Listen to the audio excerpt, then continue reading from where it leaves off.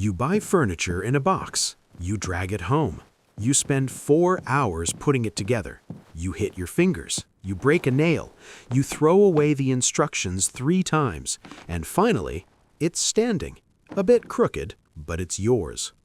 Or you walk into a coffee shop.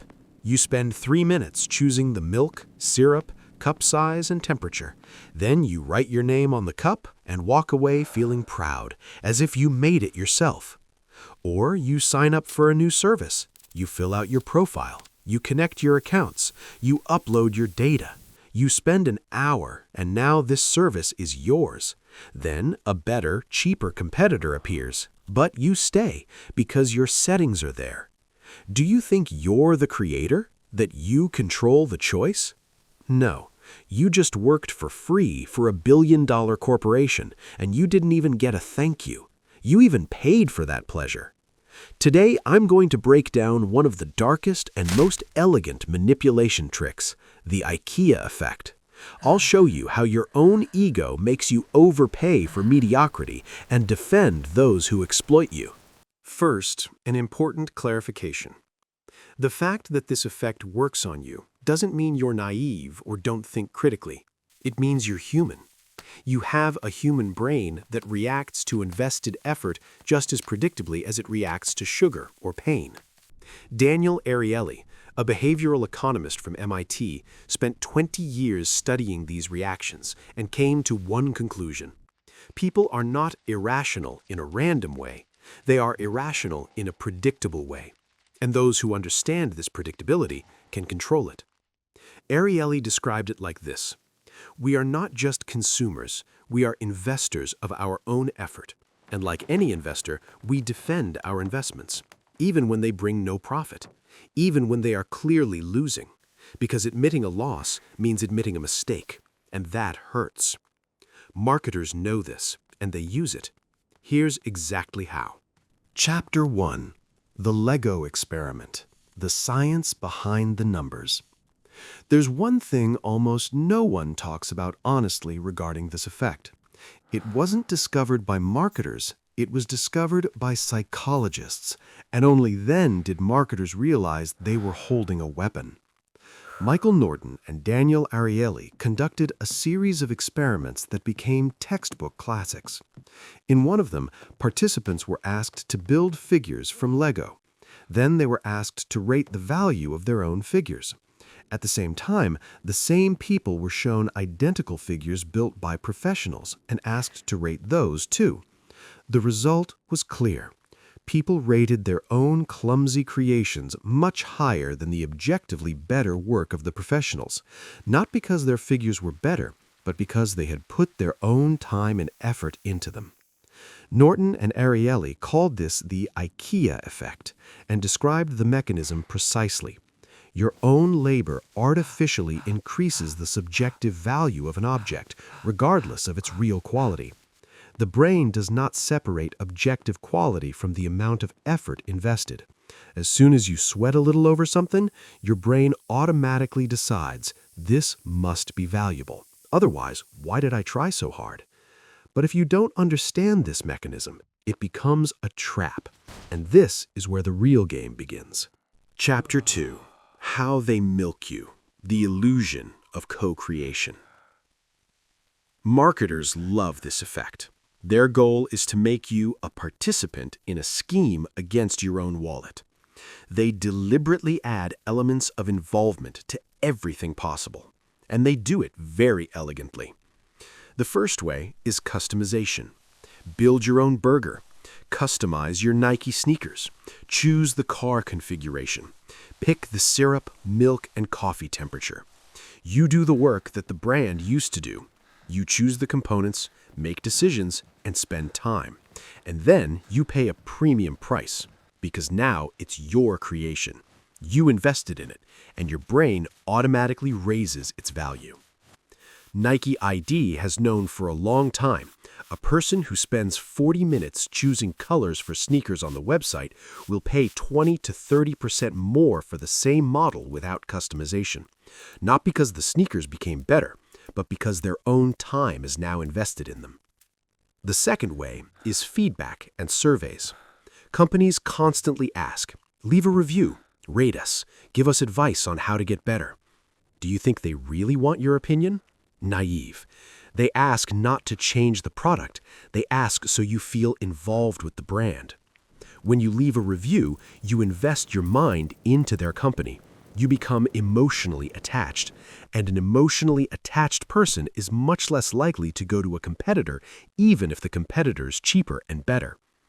Norton's research showed involving the customer in the process of creating or customizing a product increases their loyalty and willingness to pay more, even if the product is objectively worse than alternatives. You don't pay for quality, you pay for your own investment. The third way is gamification and progress.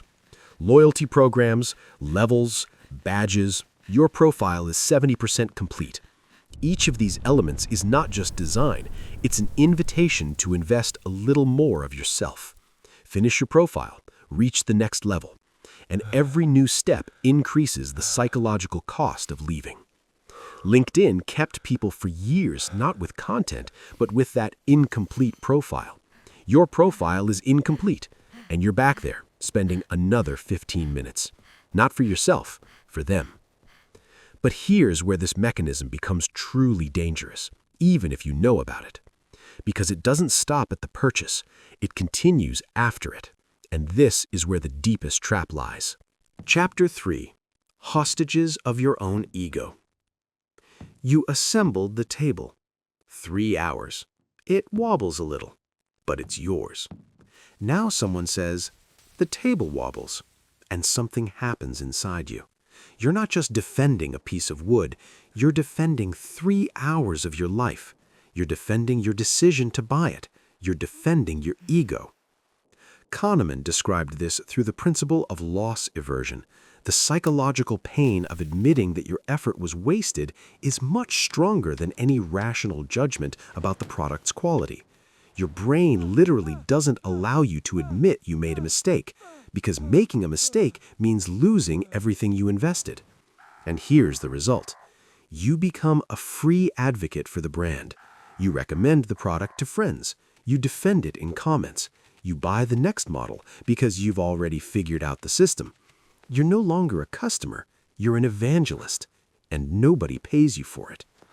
The entire IKEA business model is built on this. Not on low prices, not on design, but on the fact that the person who assembled the furniture themselves becomes its defender, and a defender is free marketing.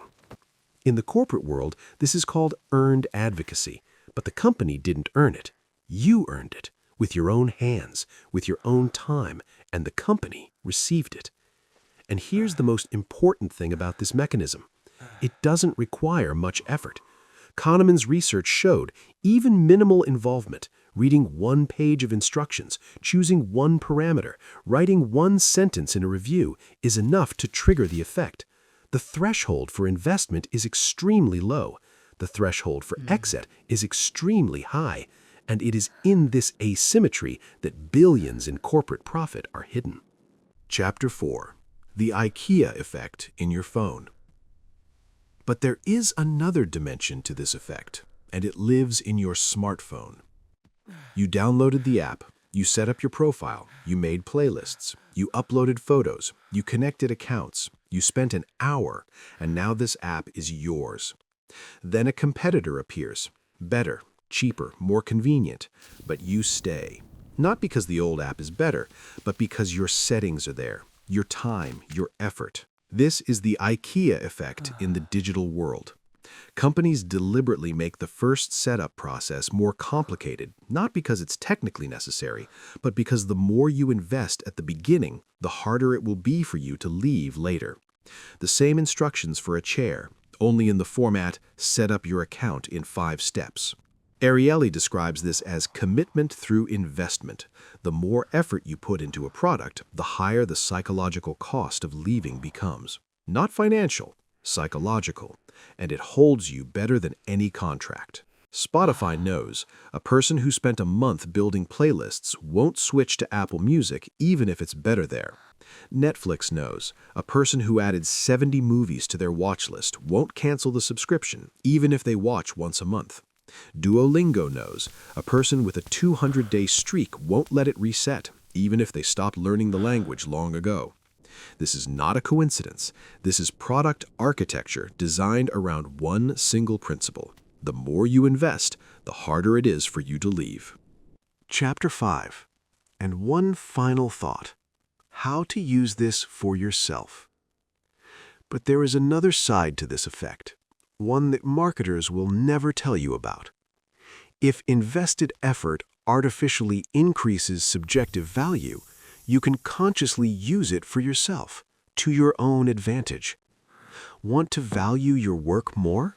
Put more effort into it, not because it requires it, but because your brain will automatically raise its value. Want something to become more important to you? Do something for it with your own hands. Write a plan, draw a diagram, write it by hand.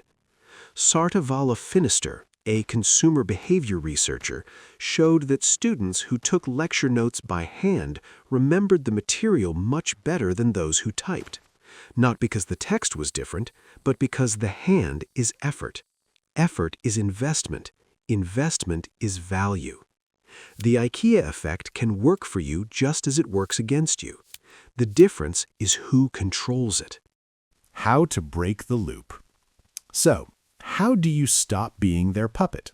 Protection from the IKEA effect doesn't require cynicism or giving up everything. It requires just one thing: separating effort from value. Next time someone offers you to assemble it yourself, customize it, or leave a review to improve the service, stop and ask one question. Who is paying whom here?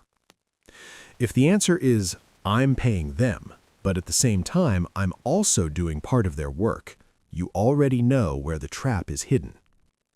If the product does not objectively improve your life, no matter how much you invested in it, it is overvalued. Your assessment is distorted by the effort invested, and the sooner you admit it, the less you will pay. There is one more simple rule that gets you out of the trap. Before defending a product or deciding to stay with a service, imagine that you never invested any effort in it. Imagine you're seeing it for the first time right now. Would you choose it now? If the answer is no, you are not paying for the product. You are paying for your past decision. Stop confusing your own labor with the quality of someone else's product. These are different things, always. The IKEA effect is not evil. It's just a mechanism. It makes us more involved, more dedicated, more creative. In the right context, it is beautiful. The problem is not the effect itself. The problem is that it has been learned to be used against you, to turn your pride in your own work into free advertising, your involvement into loyalty that you don't control, your invested effort into chains that keep you where it benefits them. Next time you feel satisfaction from your product, pause for a second. Ask, is this really my satisfaction from the quality, or is this my satisfaction from what I invested in it? The difference between these two things is the difference between conscious choice and manipulation. Now you know the mechanics. Knowing means seeing. Seeing means you are free to choose. Write, I see the trap in the comments if you understood how they make you work for free. And subscribe. While others continue to build other people's empires, we are building our own understanding.